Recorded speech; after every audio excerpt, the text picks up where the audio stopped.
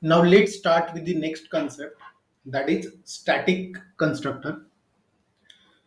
So static constructor in C sharp must not have any parameters. So the first point is it should not have any parameter. So here we have created the static constructor and no parameters are there inside it. The next point is static constructor in C sharp must not have any excess modifier or excess specifier.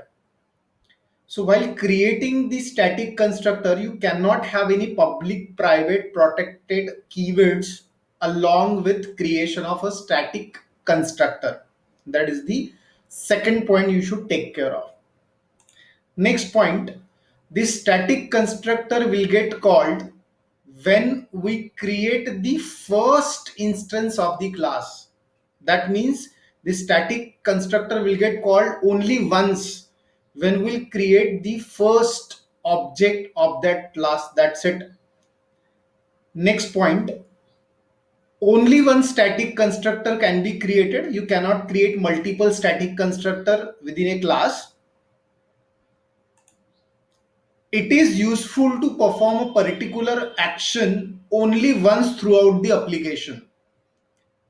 Means if you want to perform something which needs to be done only once throughout the project, throughout the life of this class, then we'll create the static constructor. So what is the practical use cases?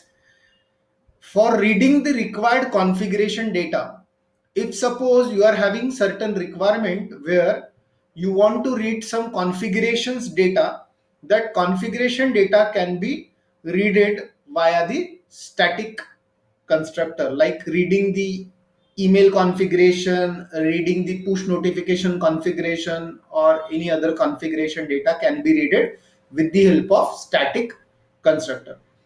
So static constructor is going to get called only once while creating the first object of that particular class. So let's see it practically. So let's move towards our Visual Studio. Here I have already set up an employee class with the employee default constructor and employee static constructor. Inside main, I have called the object, I have created the object EMP and EMP2. Whenever I'll create the first object EMP, the static and default both constructor will get called because I'm creating the first object of the employee class. So as soon as I create the EMP object, it will call the static constructor and then it will call the default constructor. So I should get the message inside the static constructor first and then inside the default constructor whenever I'll create the object EMP. Then I am creating another object of class employee, that is EMP2.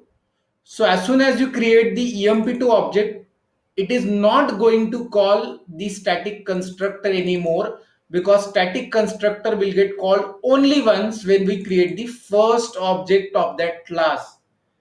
And that is why whenever you will create the object 2 of the employee class, it is going to call only to the constructor for that, and that is the default constructor. So it will print one more message, that is the inside default constructor.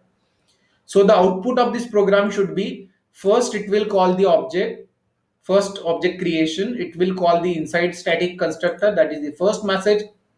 Then it will call the default constructor, that is inside default constructor, and then while creating the object 2, it should only display message inside default constructor. So we should see the output like this. Let's run and see it. Let's run the program and let's validate our output. So the output is inside static constructor while calling the object 1, inside default constructor again while calling the object 1 only, and inside default constructor while calling the object 2. Means while creating the object 2, it haven't called the static constructor, and that is how the static constructor works. Thanks and keep listening to our upcoming videos.